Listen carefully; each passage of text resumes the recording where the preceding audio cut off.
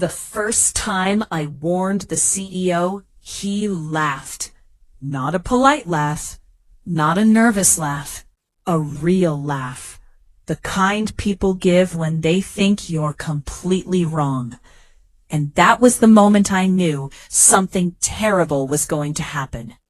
Because the project he was so confident about was a $100 million disaster waiting to explode. My name is Daniel Hart. For 7 years, I worked as a senior systems analyst at Orion Dynamics, a fast-growing tech company known for taking big risks. And our biggest risk was something called Project Atlas, a massive government contract worth $100 million. If it succeeded, Orion Dynamics would become one of the most powerful tech companies in the industry. If it failed, the company might never recover. I had been working on the system architecture for 6 months when I noticed something strange. A security vulnerability. Not a small one. Critical flaw buried deep inside the platform's core infrastructure. At first, I thought it was just a minor configuration issue. But after running several tests, my stomach dropped. If hackers discovered this flaw, they could take control of the entire system, and Project Atlas would collapse overnight. The next morning, I reported the issue to my manager. He listened carefully. Then he sighed. "Daniel, this project is already behind schedule." "That's exactly why we need to fix it," I said. "If we ignore this vulnerability, the consequences could be huge." He nodded slowly. "Write a report," he said.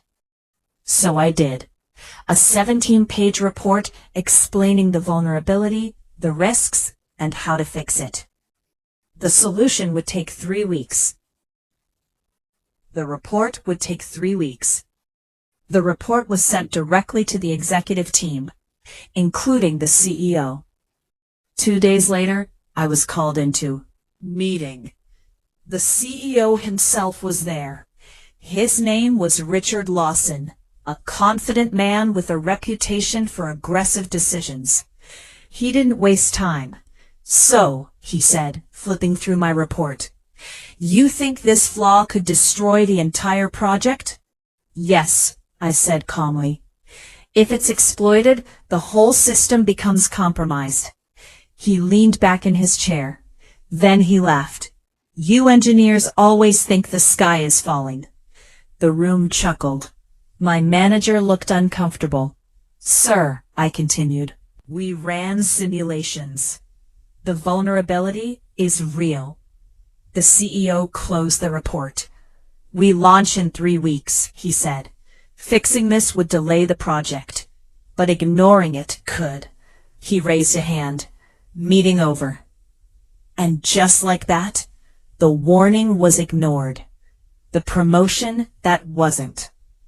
A week later, something strange happened. The company announced a new project director for Atlas, someone who would speed up execution. It wasn't me. It was Mark Lawson, the CEO's son.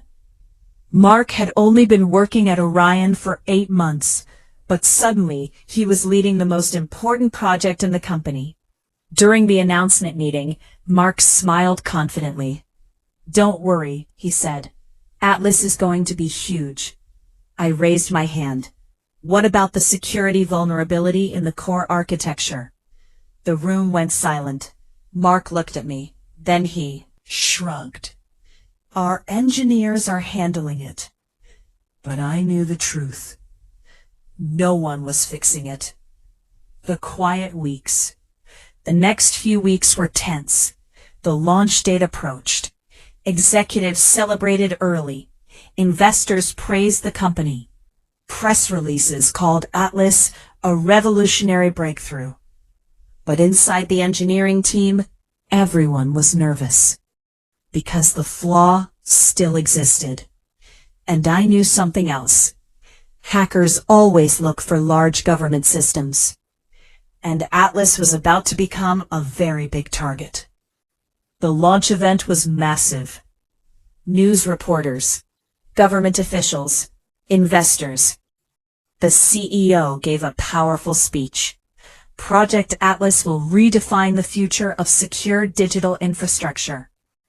Applause filled the room. The system went live.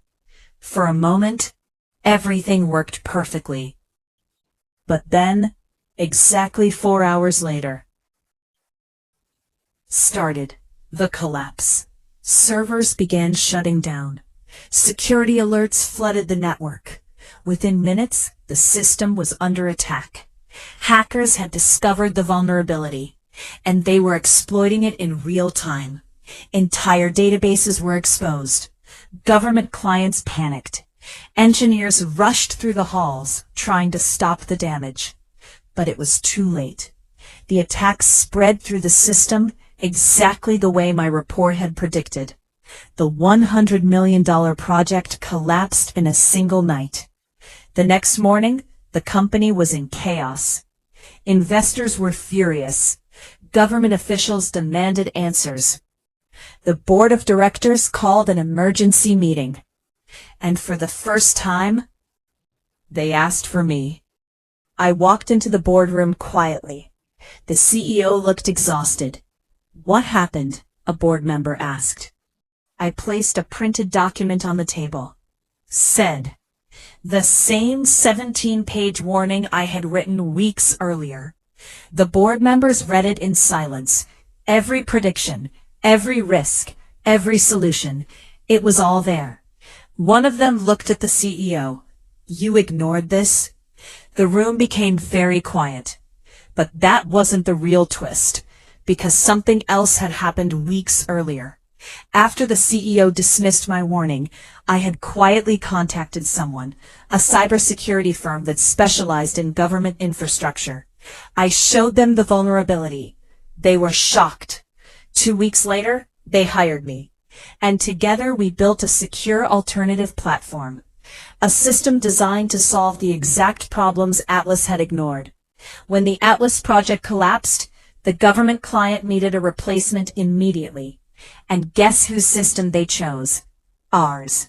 The contract wasn't $100 million anymore. $140 million. The ending. 3 months later, Orion Dynamics was struggling. The failed Atlas project destroyed investor confidence. The CEO resigned under pressure, and his son quietly left the company. Meanwhile, the cybersecurity firm I joined was expanding rapidly. The new government platform was a huge success. One evening, I received a message from a former colleague. "Do you ever think about what would have happened if they listened to you?" I smiled, because the truth was simple. Sometimes, the biggest mistake a company can make is ignoring the one person who tried to warn them first.